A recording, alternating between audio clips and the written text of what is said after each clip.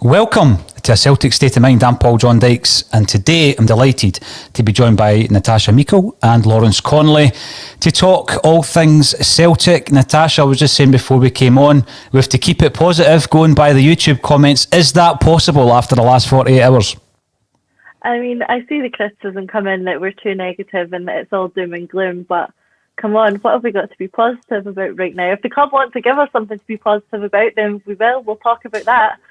But what we've got to talk about right now is, unfortunately, all a bit grim. So with apologies in advance, I think this is going to be another slightly doom and gloom podcast. But what are we meant to do? It's true. I keep saying, Natasha, I think I'm repeating myself time and time again. The narrative of this podcast is influenced by what we see, not only on the park, but what's happening off the park or what's not happening off the park. So I found it interesting, Lawrence, prior to coming on live, we were chatting about the fact that Dermot Desmond has backed Neil Lennon. We found out about this through the tabloid press and through one specific outlet in particular. So is that actually the result of the review? I'm unsure. It's a wee bit ambiguous, is it not? Yeah, I mean, I don't think we should speak to the Sun at all, but choosing to speak to the Sun over supporters, just, it's got to be a PR fail. It's talk about a disconnect, but the club actually feel the Sun's more relevant to speak to than supporters. If they've officially announced there's got to be a review, there should be official announcement of the outcome of the review. Exactly what we're doing, where we're going forward. Has the review happened? We don't know. Do you believe what you read in the Sun? I don't read it, to be honest, but I have seen the headline. Now, Natasha, are you taking that as the result of the review? Has the review been done following the Rangers game, and is the result just maintain a status quo, on you go, Lenny, continue to implement this culture that you're implementing at the club? Well, like Lauren says, I take what we read in the Sun with a pinch of salt, but if we're going by the precedent the club is setting by not properly communicating with the fans, then it would be no surprise to me if we do find out the outcome of the review through the Sun. So, to be honest, I think we do have to accept that is it. That is the decision, that the review has taken place. Whether it proper review ever took place at all is up for debate, but the outcome of the review seems to be that it is Lennon for the next 6 months, and that's what we've got to deal with going forward.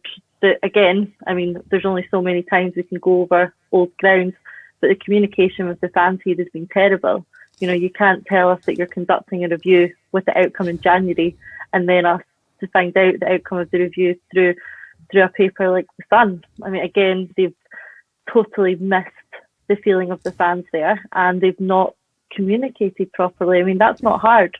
You say you're going to do a review, give us the outcome of it directly from the club to the fans. That's not difficult to get right.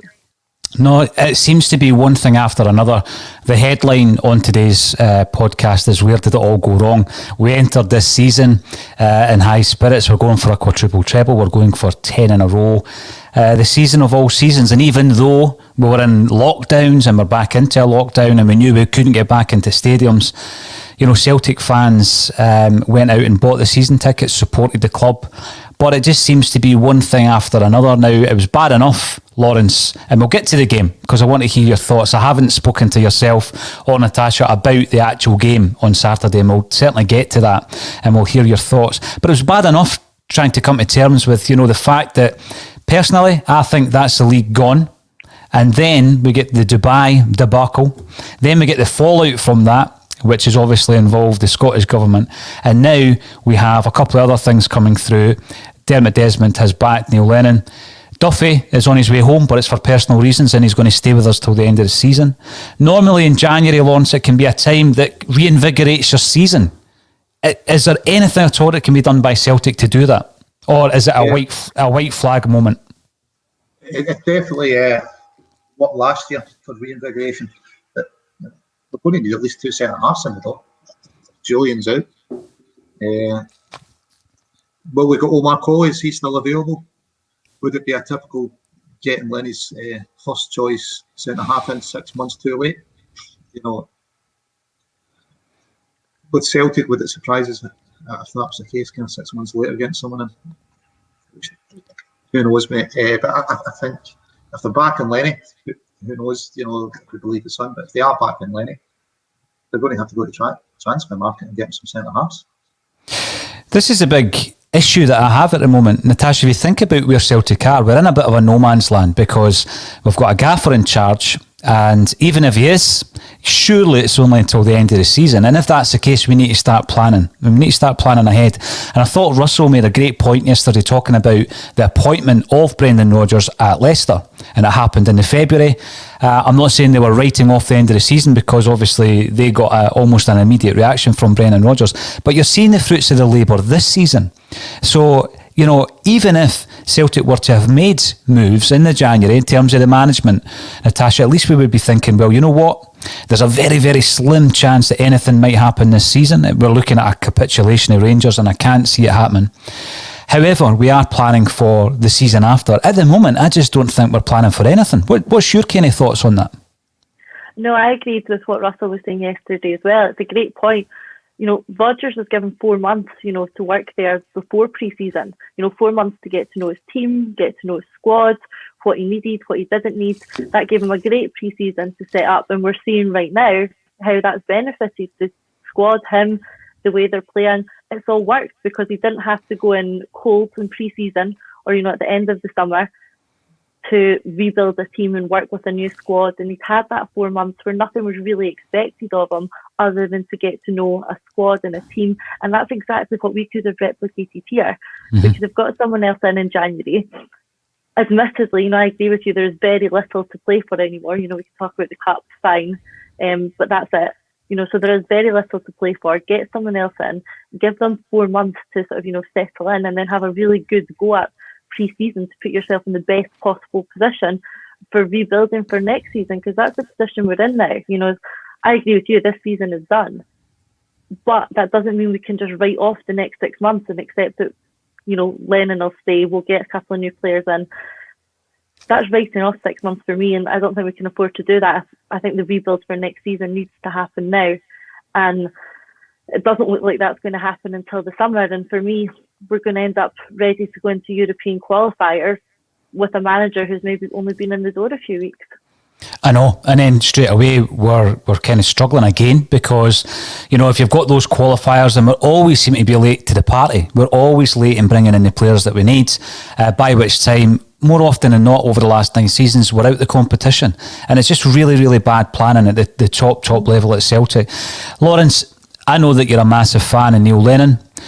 We spoke about how we needed a reaction, we needed a run of results, and to be fair, from the Lille game where we got the victory and we went on a run of wins, all of the other games, I must say, Lawrence, and I'm not taking anything away from Neil Lennon or Celtic, I would have expected Celtic to win. Then we come up against Rangers, the big one, and for an hour we look as though we're going to win. And I mean, at half-time, I was disappointed. I said at half-time, I would be disappointed if we get anything less than a win at that stage. I'm going to ask you, Lawrence, where did it all go wrong at Ibrox on Saturday? Obviously, near beating. But I think before that, the ref had shown extreme leniency in the game to, Morelos. But do we expect anything less from Madden? We stood and watched Morelos hit Scott Brown in the face. Almost the definition of violent conduct. It's off the ball. He struck opposing player in the face with his arm or with his hand. And it's a yellow card. There's the rules against it, it's a red card. But I think Madden was the same guy that allowed Ryan Kent to punch Scott Brown in the face off the ball and only yellow carded him. So we've kind of got a... I know we don't expect favours from refs, but you've got to expect some kind of application of the rules, not an interpretation for the other team. What we're saying is that, apply the rules here. The studs up challenge from Morelos, he will on Frimpong. Then he had another one later on Laxall, when Laxall wins the ball. Morelos comes in, catches him, studs, but Morelos got the free kick. And you're starting to wonder, going, a minute, ref, how lenient are you going to be in this game? And then we get to the red card. Certainly no leniency shown there. We couldn't get the red card out quick enough. Now, see, with regards to the refereeing, and I'm always looking at the situation and trying to be as balanced as possible when it comes to that, because 99.9% of what Celtic have done wrong this season, it's been Celtic's fault. We have been the architects of our own demise, right? Now, I know COVID hasn't been kind to Celtic. Injuries certainly have not been kind to Celtic, and I take all that on board. But see, on Saturday, Lawrence, I felt, yes, after 4 minutes, I was shouting like everybody else about Morelos' challenge on Frimpong. Absolutely. And yeah, he got away with another one later on in the game with Brown, and I take that on board. I think the Beaton red card was a red card. I really do. I know that Neil Lennon came out after it and he disagreed with the decision. I also feel that Duffy's challenge was wild on Kent again, and I thought, that might be the last thing we remember of Duffy. And then when I seen the images, I'm coming back from Dubai, I felt maybe they were trying to do a deal with Brighton to return him, but that's personal, and I hope everything's all right with him and his family. But again, I thought he was lenient with Sorrow. It was brought up yesterday after the video, and I didn't mention it during the thing. I was surprised Sorrow went as long as he did without a booking. I've got to say. Yeah, could have put it earlier, but was he lenient in Duffy? He's lenient in Duffy. He's definitely been as lenient with Arfield when he's taking Ayer out when Ayer's breaking. It probably, by the time he's lenient with Duffy, the game's gone for us. We're one behind. He's making. He's given a yellow card. If it's sent Duffy off there, then you'd rewind the game and went, wait a minute. Davis has had his bad tackle and he's only got a yellow card. Yeah. And by the way, I don't think that's the type of player Davis is normally. I've got to say that. But yeah, Davis got away with a bad challenge as well. Natasha, see when you're looking at that, and we could argue the toss all day, Lawrence, and we're not arguing, we're talking about some of the decisions that were made, some wrong and some right. But see at that point, I still thought at that point, yeah, it's a turning point in the game. I don't think we reacted well to that, Natasha. I really don't, because I think our shape went out the window after that red card. Yeah, I agree. The point to come back on there, I'm not entirely sure we lost the game because of that red card. That's not what changed the game or caused us to lose the game for me. You've got to take in everything that happened before that. Look at all those chances we had in the first half and we didn't convert any of them. You can't fail to convert those chances. And yes, McGregor played well and he made a few good saves. But you can't fail to capitalise on that amount of pressure and that amount of possession and that amount of chances and not score and expect to go on and win the game, because we know we're susceptible to losing goals. So, it did start before the Beaton red card, which obviously didn't help us. And like you say, we then didn't help ourselves after that. I know it's been compared to the game last season, or a couple of seasons ago, where we went down to 10 and we managed to win the game. Rodgers' tactics there, he kept two up top, he took one out of the midfield, and we went for it. And that was a game, the position we were in at the time, we didn't need to win that game. Obviously, we always want to win these derbies, but we weren't in a position at that time where Rodgers absolutely had to win that game. Lennon was at the touchline on Saturday and he had to win that game. Whatever changes he was about to make following that red card, we had to win. And, that didn't come across for me. What he seemed to be trying to do a bit of damage limitation. The substitutions didn't entirely make sense. And it just shows the difference in the manager that we have, that Rodgers was able to get a win after going down to 10 men, and Lennon didn't manage to do that, and we didn't really come close after Beaton got sent off. We didn't see the game out well. The substitutions killed us. We lost all sort of shape that was working so well, and after that it was gone, wasn't it? It was. I've seen quite a lot of criticism coming in for several of the players as well, which, after 60 odd minutes, I thought we'd got it right. We really did, but it just all went. And it was so misshapen, it was so unbalanced. We're throwing on players that you're thinking he's going on just because he's a match winner or he's a game changer. Tommy Rogic being the prime example for me.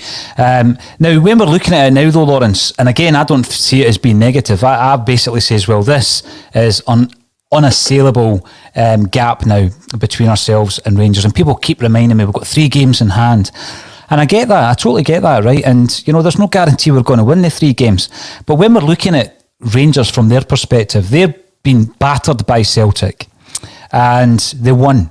They haven't looked convincing in some of the previous games, maybe against Hibs, Motherwell, St Mirren, of course, who beat them, and the game before that as well, Dundee United. But If that was us churning out those results, we'd be sitting here saying that's the mentality of a championship winning side. Do you agree with that, Lawrence? Do you think there's any way? Do you think there's any twists or turns to come between now and when the league title is handed out in May? Let's hope so. But I mean, I agree to an extent. I wouldn't say we battered them with 3 shots on target, but let's not get carried away. And I get that they had no shots on target, even when they had 11 versus 10. But 3 shots on target for me isn't a battle. I think the 3 shots on target were from the edge or just outside the box. The deliveries from wide areas was terrible. There was one point in the first half from there's plenty of space. You could pick out Griffith at the back post, and I'm not actually too sure what he does, but it ends up in McGregor's arms. The delivery into the forwards was terrible. So battered, three shots on target, all of them from outside the box. I'm not sure that's remove the word battered and replace it with dominated. Then, if you want to start talking about shots on target. Yeah. But if you want to dominate someone, outside of putting shots on target, I think Rangers would have been happy with that. If it's just 3 shots on target in a game. If you're in the league, another team needs to win, and you've restricted them to 3 shots on target from outside the box, are you going to be really disappointed?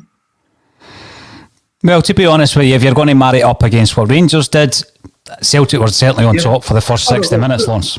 Certainly on top, but I don't think it was a huge a gulp. I think Rangers would probably be relatively happy that they've been restricting us to shots from outside the box. I don't think Lenny would be happy with the delivery from either one. Well, the delivery from wide areas has been a massive issue all season, and we know that James Forrest is coming back, hopefully sooner rather than later. Mikey Johnson has made a few appearances, and he might give us a bit of width on the left-hand side. But beyond that, as you've said, Lawrence, the distribution from the wide areas has been really poor all season. Yet, we've said that we're not going to enter the transfer market. The only reason that we will be, according to Neil Lennon, is because Big Julien is out for 3 to 4 months, which is so disappointing to have missed him for both games against Rangers now this season. When we're looking at it, Natasha, how do you think we're going to utilise the transfer window? Because I think back to that period where I think maybe Celtic and Brendan Rodgers both knew they were going to leave. They allowed them to go into the transfer market, but bring in loan players, and it was Toljan and Burke and Weah. Do you think we're going to have a similar scenario during this window? It's hard to tell, because that's not what we need, and it's frustrating if we are sticking with Lennon that he's then getting this really important transfer window, because he's going to be gone in 6 months. Is he really the right person to be choosing the players at this market? I don't think so. And on the other hand, if you're a player's agent right now, are you going to tell them to sign for a manager who is very likely to be gone by the next transfer window? So it's difficult. Again, it comes back to the point I would have liked to have seen us done something like get someone else in and let them have the transfer window instead of giving a transfer window to someone who is likely to be leaving. So that I think you're probably right. I think it could be some sort of shorter term loan deal, something to get us from now until the summer, and then let whoever the new manager is have the summer window to do a bit of a proper rebuild. Lawrence, it wasn't that long ago Celtic fans were outside the ground protesting. Following those protests, we were on this podcast talking about this discord, a disconnect between club and support. I don't think that's improved any. We've already spoken about how they've broken the news about how they're going to deal with Neil Lennon between now and the end of the season. With regards to when that statement came out initially, we're going to do a review in January, up to the point where this announcement has been made via the press. Do you think Neil Lennon did enough to keep his job? Certainly, there was an improvement in results. Players come back. Change information. What's enough to keep your job? Is it if he loses the league, he's definitely out. If he's not in the wonderful league, he's definitely out of his job.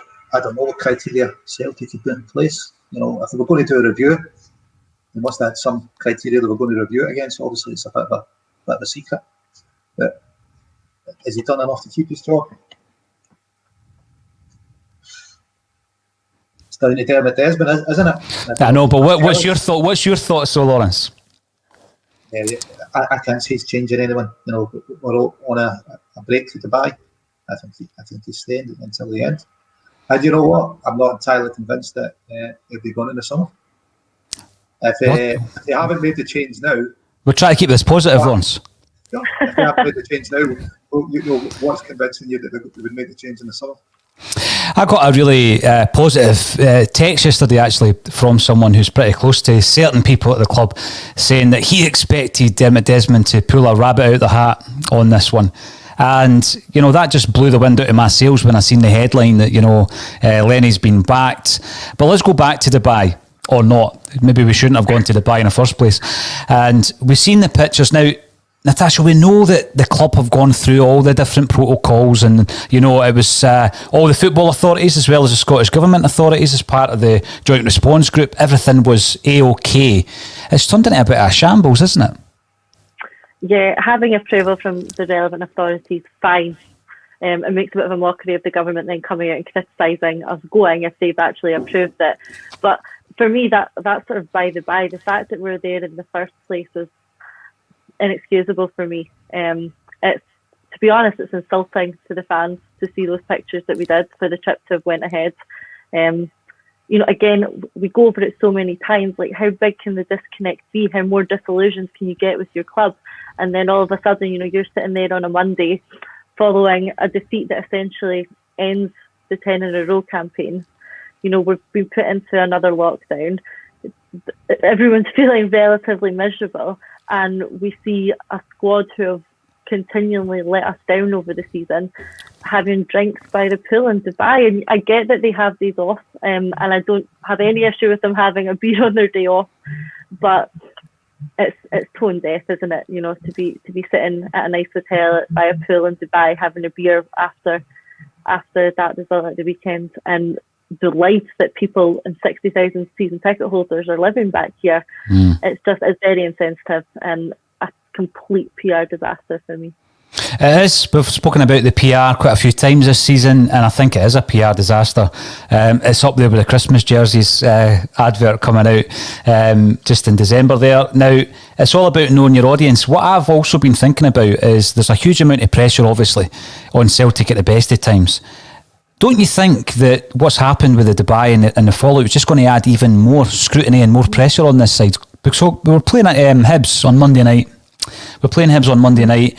What happens if we play atrociously? Because we're all just going to start looking at the Dubai trip and the failure to prepare, and all you have just been on a jolly. So don't you think it's had a totally counterproductive response? I mean, when you think about the famous picture of Scott Brown with the kebab, right? And this was under Ronnie Dyler, wasn't it? And Kebab Gate. And it showed that there was a group, or there was an element within that squad that were undermining the boss. Now, this time round, the boss is part of it. So we're speaking about a culture, and Lenny had said that maybe we need to change the culture. And I'm thinking, well, I was quite happy with the culture before, the one that was implemented after Lenny left, and that was through Ronnie's time and then Brendan Rodgers' time. And I just feel that we've gone backwards in that respect. Now, when you're looking at the players who've been photographed, etc., I can't see Edouard in there. I can't see Ayer in there getting involved in that kind of thing. They must be looking at themselves and thinking, I want a bigger platform here. This isn't what I'm kind of aiming for in terms of my career. So first and foremost, Natasha, do you think it puts added pressure on Celtic on Monday night? It does, yeah, because, you know, the only excuse we're getting for this is that, you know, these trips in the past have acted as a catalyst to, you know, ignite a season and go on and have great performances and a really winning run. And that really is the only justification for doing this. So if that doesn't happen, then the trip's been a total disaster. You know, if the performances don't come from after it, and they've annoyed the fans, and if it's been a huge PR issue, and if they've annoys the government and then there's no results, then there is absolutely no positive from this trip. So they need to try and find some positive, some way of explaining it, and some way of almost excusing it. And that is by going on a really good run. And if that doesn't happen, then I don't know what you say to that. The following day, and I think everybody predicted this, we were served up some pictures of the guys training really hard in the Dubai sun. And you actually seen it coming, didn't you, Lawrence? And you start thinking to yourself, do they actually care what we think anymore? Do they care about the fans? That's the way I'm feeling at this present moment. To be honest, Dubai seems to be a regular thing that where we go. You talk about culture under Brendan Rodgers. I remember the last Rodgers trip to Dubai. Scots and players, and the players having pints in their first day. You know, so if you're saying it's a cultural thing having pints, what happened under Rodgers' pints at Dubai? You've also got to remember this is the players' first day off since the festive period. We had Christmas day off and playing the next day. So is it because they're having a pint, or is it because of? It's contextual. It's contextual, though, Lawrence. There didn't seem a big outcry when the trip was announced. People said we shouldn't go. We actually went before lockdown was announced. Before we went into the more strict lockdown. So I didn't hear any cry amongst Celtic fans when they should be cancelling that Dubai trip this year when they announced it. There was quite a few people with concerns. Yeah, I think people were generally of the opinion that it's irresponsible and a bad look for the club to be going to Dubai during a pandemic. You know, we're the same club that are complaining about our players going on international duty and catching COVID there, and all of a sudden we decide it's okay to take them to a hotel and mix with members of the public and, you know, take a long flight over there. I don't think we can have it both ways. I don't think we can complain about international duty and then take them all to Dubai. They're going to mix with people there, I'm sure. I just, regardless of the situation, we shouldn't be going to Dubai right now. And it's hard to compare it to what Rodgers did and how successful it was in previous years, because it's not the same season. It's completely different. We're 19 points behind and the country's in lockdown. I mean, it's completely different in both aspects. I just think the contextual factors now, as you say, are completely different. But Lawrence, what you're saying there, if you're winning, you know, and you see a player having a pint, then it is different. Of course it is, because we're not winning. And we've had the season from hell. So the pints isn't a cultural thing. So no, I think that's part of it. Well, winning's a culture, but how you get there is based on behaviours, isn't it, and attitudes. And I just don't think, for me, that we have the same professionalism that we had. And one of the points I made yesterday, Lawrence, and I'd be keen to hear your thoughts on this, I don't think Celtic are fit. I really don't. I mean, I was sitting at the Scottish Cup final at half-time thinking, we're going to win this 3-4-0. In fact, I felt the same a few times this season at half-time. And we've been talking all season about that was a good 30 minutes, that was a good 45 minutes. First game against Lille, it was a good 60 minutes. We've had very few good 90-minute performances. And I think that comes down to fitness, which is part of the culture of the club. You've got to be ultra fit. I think that's why Griff had to come on. He looked done, didn't he? A few of them did. Yeah, a few of them did on Saturday, got to say. I don't think since Jim McGuinness has left, the team's looked as fit. And he's over, I think it's Galway he's managing now, you know, after his spell in the States. But yeah, we certainly don't look as fit as we were when I think Desmond had a hand in bringing him in as well from Donegal. He was managing their Gaelic team. We definitely don't look as fit as we were when he was running the fitness side of the first team. So it's definitely something that's needing addressed. I would say so. Are we going to spend money on fitness coaches? I don't know. You know, but well, I think that you've got to get that framework and you've got to have the foundations right, and because then you can bring in a £5 million player like Ajeti and he looks very ordinary because he needs to be playing in the correct system.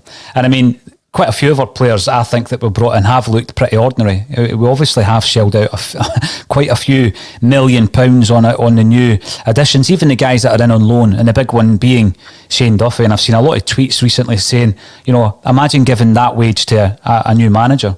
Because to be honest with you, I think no matter who you are, in terms of a player, you need managed properly, you need coached properly, and I don't think we're seeing that. There's been an element of fortune about the changes that were made, Lawrence. I don't think Neil Lennon wanted to drop Scott Brown. I don't think he wanted to play Sorrell and Turnbull, but there was an element of us playing a dead rubber game in Europe and throwing in a couple of guys for a bit of game time. And lo and behold, it worked.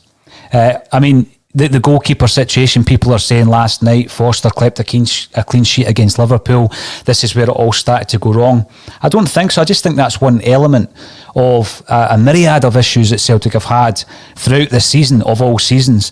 But being a realist on one hand, but also never ever willing to give up, I still think we need to use the January transfer window. We need to now, how much would Neil Lennon have in terms of a say in the players that come in anyway?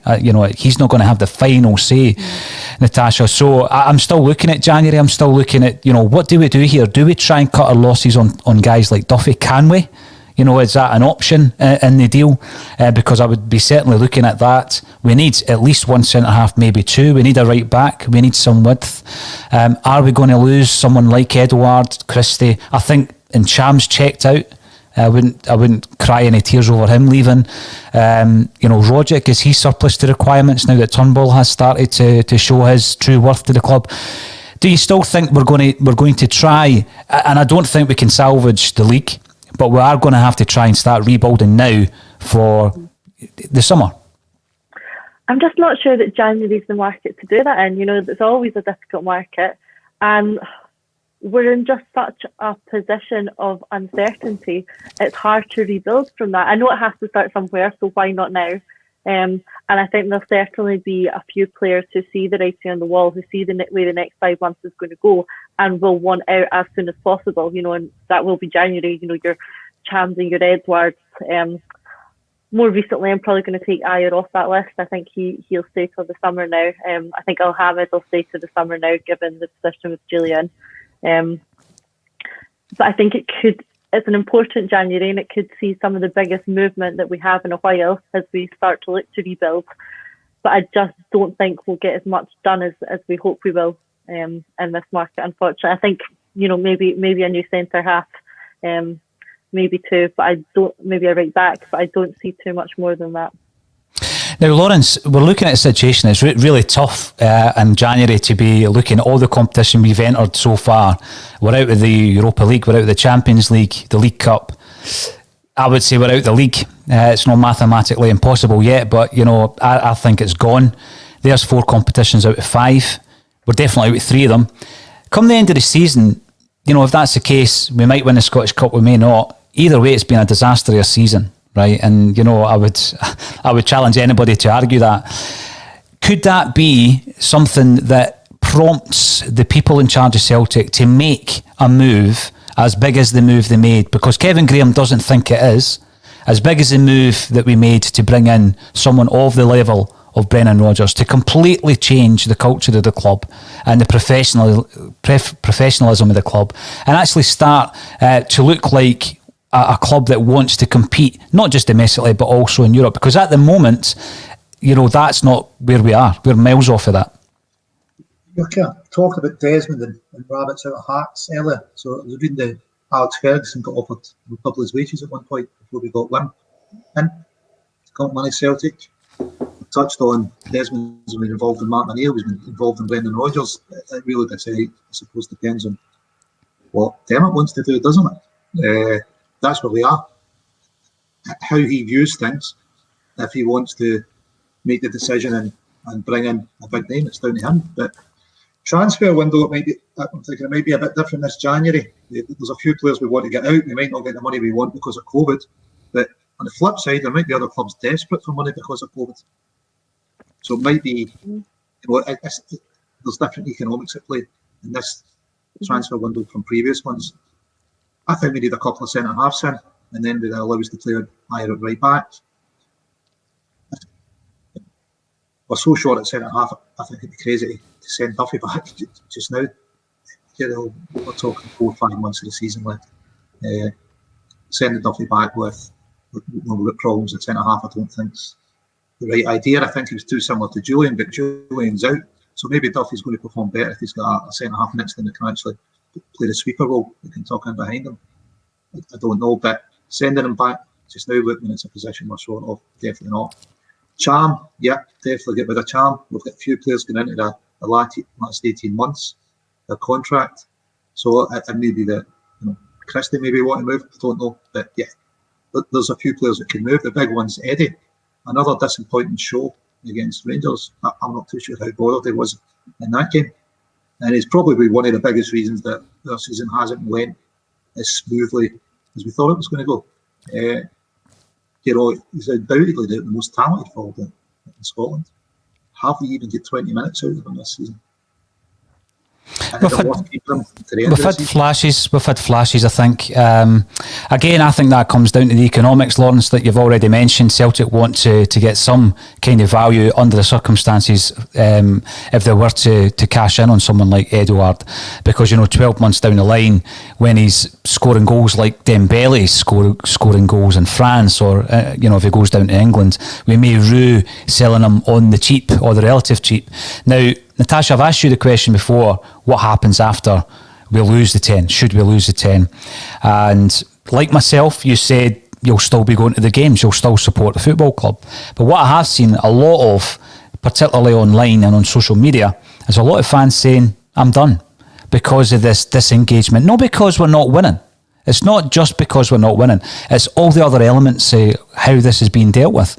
Do you fear that come the end of the season we might be in that situation? And as I was saying to Lawrence before, it may actually prompt a reaction by the decision makers at Celtic. Yeah, all I can say is I hope they've kept the banners from the Dyla years, because I think we will be heading that way if they don't do anything fast. I've seen a lot of it as well. People saying, why should I renew? And it's something Lawrence touched on earlier. It's like, do they care about us? And it's not for a football club to care about the fans like that in some extent, but in another extent it is. They are meant to care. They're meant to be doing this for us. It's our club. And the way they're treating us is off-putting. It is. There's no respect. Like we've already touched on, some of what's been going on is insulting. And it comes back to, they're not in there for us. Why should we be there for them? Personally, it's not changed my view too much. I'm still planning on renewing, but I can totally understand the people who aren't. And I think the club needs to go on some sort of charm offensive to turn that position around. And at the moment, they're doing the exact opposite. The Dubai trip is the opposite of trying to win the fans back over. It's pushing more and more away. And again, it's just so disengaging. So they need to do something. Is that going to be some marquee January signings? Is it going to be a marquee manager? But for me, I think what they're most likely to do is get to around about season ticket renewal time and tell us, stick with us, change is coming. They'll blame the season on the fact that we weren't there. They'll say how much they need us back, promise us something good on the horizon, and that's the carrot at the end of the stick that gets you to renew, and they'll use that against us, and then a couple of months down the line there will be no magic waiting to happen. But that's where I see it going. Now, that's quite a realistic. I thought you were going to say, and then they'll unveil Roy Keane as a new manager. That was going to be the end of that. Lawrence, I'm going to ask you one final question before we move on to some of the great comments that are coming through from YouTube, Twitter and Facebook. And it's on the inconsistencies that you feel have been evident when Celtic are being dealt with, if you like, from the authorities. You've spoken in the past about the authorities of Scottish football, but now it's an issue with the Scottish government, and you've got some concerns about that. Yeah, if you look under Paul Holly, government's quick to come out, stop us from playing a couple of matches, which hasn't helped us this season. Fairly critical of the club. If you want to look at the south side of the city, very first day back at training, Stephen Gerrard was sharing his car in contravention of regulations. No comment from the government, no action taken from the football authorities. They decided to go ahead and play a game without COVID tests being back in. No action from the authorities, no condemnation from the government. Surprisingly, a little number of players at a party. Only 2 turned up at a party, and the guy whose birthday it wasn't there apparently. Those kind of parties. Maybe he's really unpopular and he had to have his party by himself. But they broke the law. The police had to get involved, and they were praised by the Scottish government. It would appear like double standards. The government now have agreed to going on a trip, haven't followed all the protocols, and now come out and condemn us for it. And John Swinney's doubled down on the combination. It's not good leadership. So I think he's a current Justice Secretary. And this is a government who previously had a Justice Secretary who described 90 minutes of sectarian bile at Hampden, Rangers fans, as a great advert for the Scottish game. We talk about Celtic being tone deaf. We've got a Justice Secretary that thinks sectarian sound from 90 minutes is a great advert for the game, or had at that point in time. Didn't have to resign over that, but nothing as crazy as that. Even if we look at the players when they arrived at Ibrox, taking sectarian abuse. Yes. Not a big crowd. The police could have lifted them. I don't know how they're going to identify them now, given that we're masked up. Police didn't seem to have too much issue with the abuse getting shouted at Celtic fans, sectarian abuse. If that had been racist abuse, I'm sure it would have made the front pages. If that had been Millwall fans down south shouting racist abuse, it would have been, Good Morning Britain or whatever it is these days, would have been chatting about it. Just accepted in Scotland. And 2 days later, the police are going to conduct an investigation. Well, is that the speedy response? Your officers were present. Within touching distance of people that are perpetrating the crime. Is that how you tackle crime? Allow it to happen. We won't have any crime prevention. We won't act on the spot. We'll wait a couple of days. We'll get a complaint from the offended party, and we'll look into that.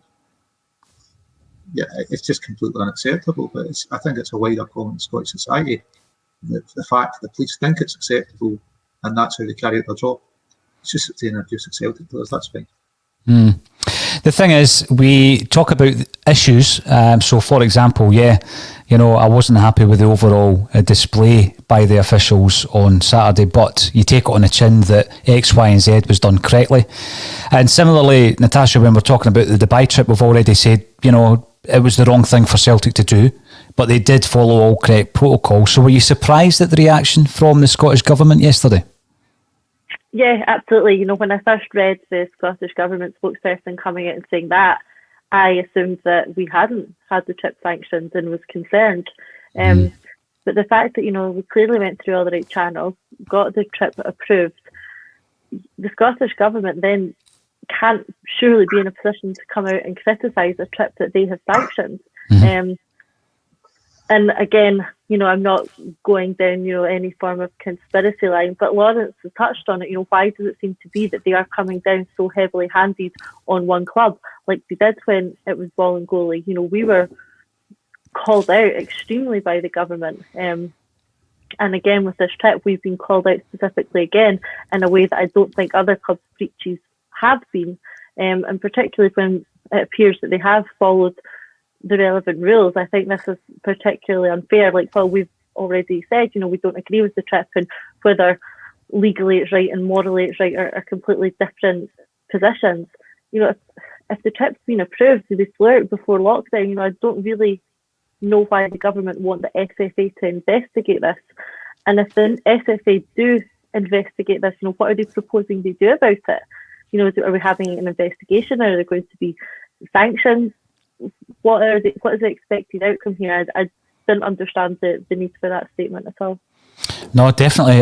It's not been a dull week being a Celtic fan, that's for sure. And let's have a look at some comments coming in from fellow Celts. Patrick Murphy on YouTube. Progress was to be reviewed this month. We're worse off than when that announcement was made. Sticking with Neil Lennon isn't surprising because it's clear board don't know who to turn to. We're going nowhere. Lawrence, there's a kind of train of thought whereby the board did have a backup plan. They did have a plan B, but they can't implement it until the end of the season. If that's the case, would it not be better for them to come out and maybe give us a wee bit more information? Or would that be just hanging Neil Lennon out to dry? Well, if that's the plan, football's a small place. I'm sure Lenny would know that. Hanging him out to dry in what respect? But the problem is, I think the problem is the board, and specifically, the way the football club's structured at the moment. You don't have the football manager having a final say. In football issues, you don't have him picking his back team. You don't have him. We don't get his first transfer targets in. We've been through it before. His number 3, Ivan Toney didn't come in. Omar Colley didn't come in. You can run through his transfer targets. He's number 1. targets. He didn't get them. The problem is the board, and if we're looking for this board to act, I think it needs changed. I think David Lowe's touched on it and Jim Law's touched on it. It almost appears the job for boys at the board level. We have guys of gravitas, John Reid, whether you think he should be at the club or not because his previous position is Home Secretary, or Brian Quinn, former Governor of the Bank of England. You had real heavyweight guys that, would have. I thought that the Celtic statement to the government was pretty weak, and the action that they taken on us earlier, I think, would have been challenged. It'd certainly been challenged under McCann. I think we more or less sit back and take this. I thought Celtic's statement was weak, to be honest. I think they should be calling out the government a lot more and putting out in their statement exactly what is your agenda here. If you've agreed to everything, why are we calling out, as Natasha said, if you want investigation, to what purpose? No, I agree with you, Lawrence, I do, but I'm going to pick up on one of the things you said. You're breaking up a wee bit there, Lawrence, sorry. You were saying there the influence of the boards on footballing matters. So I'm going to ask you, Natasha, when you're looking at, and we know that it's not Neil Lennon or indeed the manager's decision in terms of who comes in, when it's a transfer window. We've heard it from Brendan Rodgers. Famously, when he was talking about Sved, it was almost as if he didn't know anything about the boy, yet he was the manager of the football club. So we understand that in modern football, that does seem to be the way. And even at Liverpool, I spoke to the guys at the Anfield Wrap, and they spoke about how, the manager does identify players and can push for certain players, but they're also presented with players that have been identified by a scouting and a recruitment network, whereby they think that would be good business for the club. And so it happens, and we understand that. But it does appear as though at Celtic it's far more prevalent. So not picking your backroom team if you're the manager. How on earth can you make something work when you've not identified the skills and abilities, and indeed your ability to work with that team? And then you're looking at the situation with Barkas, and this is before a veer into conspiracy kind of territory, right? But all of a sudden Barkas is thrown back in. He was always our number one. I don't think he's ever shown anything in a Celtic jersey to suggest that he is a number one. And then I start thinking to myself, well, is Lennon under pressure to play the £5 million goalie that we've invested so much money in? And then I start concerning myself with, what if we do try and bring in someone of a higher calibre in terms of a manager, and they look at the constraints and the way that Neil Lennon's had to work under Peter Lawwell and co, and the way that Brendan Rodgers left the club?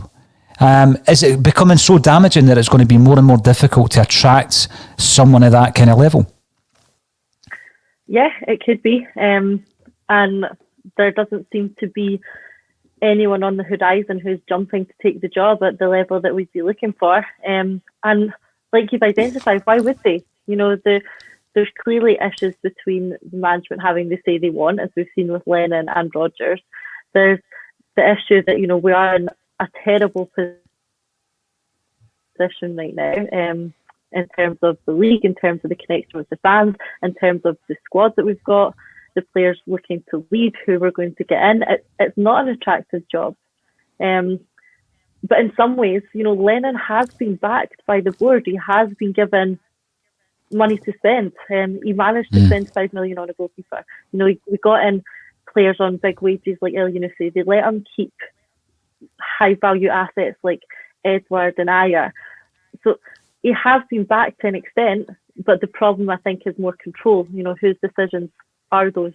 And managers want control, so they don't just want backed financially, they want to have the say over where that money's going.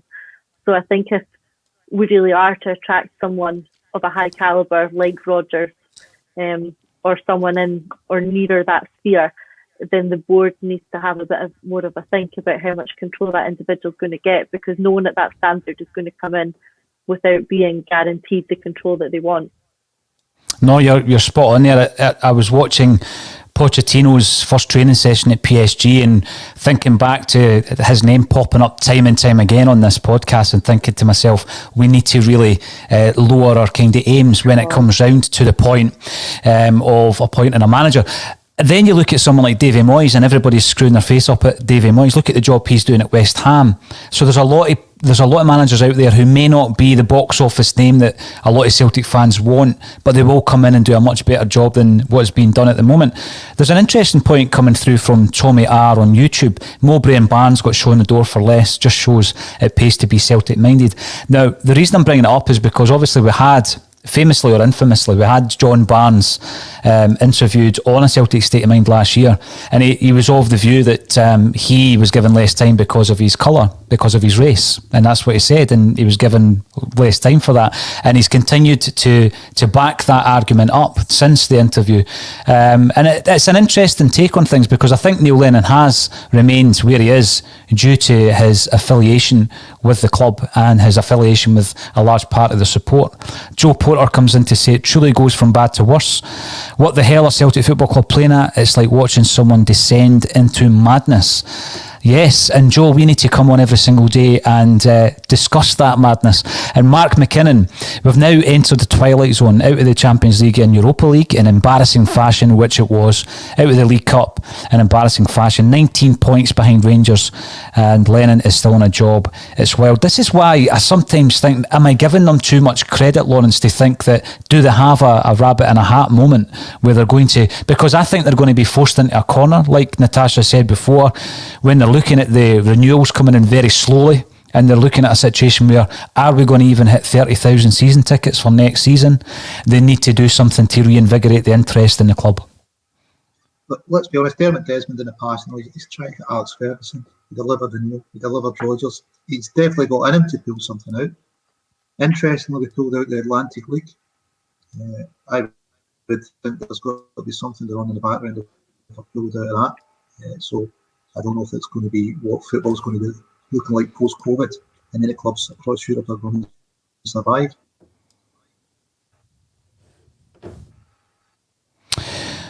You're breaking up a wee bit there, Lawrence. You're breaking up a wee bit, but we will come back to you on that. Yeah, that's right. It's back to, I think it could be back to 34,000 season ticket holders if they don't. Oh, definitely. Now, Mr. Briggs makes the point, we would have had no chance of getting him. That was pure fantasy stuff. But there are other managers' names who pop up pretty regularly. Rafa Benitez being another one from Hugh Jameson would be great, but probably out of our price range. There's a lot of managers out there, Natasha, whereby they're already multi-millionaires and they're out of jobs, they're out of work. And yes, we know that Rafa's making a lot of money elsewhere at this moment in time. But it's all about the world's aligning, and that's what happened when Brendan Rodgers was available. He had to get his foot back on the ladder because he obviously wanted to get back into the English league, and I think it's probably key at this stage to remember that there may come an opportunity that at the moment isn't there, whereby we do have that elite manager or that box office name that we can bring in to do the job. Because a lot of these names, yeah, it seems fantasy. Would Brendan Rodgers have seemed fantasy 2 months before he was appointed? I think perhaps. I remember speaking about the possibility of that and people laughing at me. I think he was 50-1 initially when the odds started coming out with Brendan Rodgers, being appointed. It all depends on the circumstances, and there's so many names out there now. I'm going to ask you, Natasha, Kevin Graham is now resigned to the fact that we're going to appoint Jack Ross. Is that the level of manager that you believe can take Celtic forward? No, I see where he's coming from, and I see that it's looking like quite a likely outcome. But it depends where we want to be as a football club. If we want to be challenging domestically and always fighting for first or second, and accept that that's the way it's going to be, and that European football of any form is a bonus, then maybe a manager like Jack Ross would do the job. But for me, that's not where I want the club to be, and I want to see the club striving to be better than that, and I don't think it's out of reach. So I feel like a manager like Jack Ross is settling a bit, and I don't want the club to settle. And in fact, it would be criminal to settle from the position of strength that we were in, to not build on that, but to go backwards and settle for this will do is frustrating. I think we can do better. Yeah, I mean, it's no disrespect to Jack Ross. I've watched his career with interest, and I do rate him. I regard him really highly. But I think there's a level. There's a level that managers can get to. And I don't think Jack Ross has got the cutting edge to be this Celtic manager where every game is a must-win. He's never been in a job where every game's a must-win. I also think that the Sunderland job probably came too early, so it probably would have followed the Hibs job if there was a perfect alignment of his managerial career. And down there, and I keep saying this, he had 19 1-1 draws, which goes back to this cutting edge that I don't think he's got as a manager. And I do like him, and I think he's going to be a very competent manager in Scottish football, and he might get another move down to England. Lawrence, if the moment comes where Neil Lennon is relieved of his duties, and I know that you would rather he stayed because you're a big fan, what kind of level are we looking at? Because I mentioned Davy Moyes. Probably on a few occasions Moyes was gettable. I know that he's been interviewed for the job. I remember speaking to him once when he was up in Scotland, and he said that he does see himself managing in Scotland at some stage. And I don't know if that is the national team or Celtic. He certainly wouldn't go to any other club in Scotland, I wouldn't have thought. I think we need to kind of remodel what we do with managers and base it on in Brendan. So if we say to players, listen, come here, there's a chance for you to develop to go one of the top sides in Europe. Look, what was it, £9 million compensation we got for Brendan? Yes. Really bring in almost paid for himself. It's really bringing in a manager of that status with the idea of selling him on. Someone buying out his contract eventually. I think that would make the proposition and the business case for bringing in a higher level manager a lot easier. Gordon Strachan's touched on it. There's maybe 3 years at a club. He thinks is the limit. A lot of managers tend to move on. It's unusual for a manager to stay anywhere long term. So I think we should be looking at top level, but with the idea of going, well, look, if you come here, you're putting yourself in the shop window in the UK. You could be getting one of the top six downside. So you had Agnelli at Juventus. He's not doing anything. Why wouldn't you talk to him? If you're going to recruit, why wouldn't you speak to the best of the market and see what they want, see what their aspirations are, see how you can match it? The big thing for me, rule people out. The big thing, yeah. But we've got previous for that, Natasha, don't we? Because Peter Lawwell admitted that there was applications the last time round, yet Lenny was the man. We didn't even look at them. That's just negligent, isn't it? Yeah. We've been over that. We've been over how we feel about that. Negligent, and look where it got us. So I think we do perhaps need to cast the net a bit wider and maybe look at the people who are available and who are interested, rather than just deciding on someone and going with it. So maybe that's what they're going to take the next few months to do if Lennon's staying in the job. Maybe they're going to wait on the right person. Maybe they're going to look at more people this time round, which would be a good thing. Or maybe we've identified the person and they're not available until June. Who knows? That could come into play as well. No, I think it does certainly look like that, but it also looks as though the club would have been maybe quite right in their thinking to say, well, we've given you enough, Lenny, to win this league this season. So get on with that, because we've got something lined up for the summer. And to be honest, it's just turned into a complete disaster because for any number of reasons that we've discussed time and time again, Smiddy boy, Jack Ross has a good future in the game, but it would be another Mowbray type risk. I agree with that, actually. And I do think Jack Ross is a very, very good manager in actual fact. And Jack Carlo on YouTube says, will Michael O'Neill be available in the summer? I think O'Neill's had a good run at it as a manager just about wherever he's been. And the other name that keeps coming up is Eddie Howe. Again, it's one of these ones, if you ask the question, then he's out of work. You look at the previous that we've had, the last two managers being out of work. If that's where we're looking, we could employ him right now. Who knows what the future holds in terms of the manager, but we will continue to comment on it blow by blow, because there's been plenty of blows in the last few weeks. We come up against Motherwell on Monday. Natasha and Lawrence, hopefully you'll be back with us on the Tuesday to describe, hopefully, a victory over Hibs, and we'll see where Celtic are at that moment in time. Thanks everybody for getting involved. If you are on YouTube, please subscribe to the channel. We are growing and broadcasting on a daily basis. But all that's left for me to say is Lawrence Conley, Natasha Meikle, thank you very much for joining me on A Celtic State of Mind. Thanks.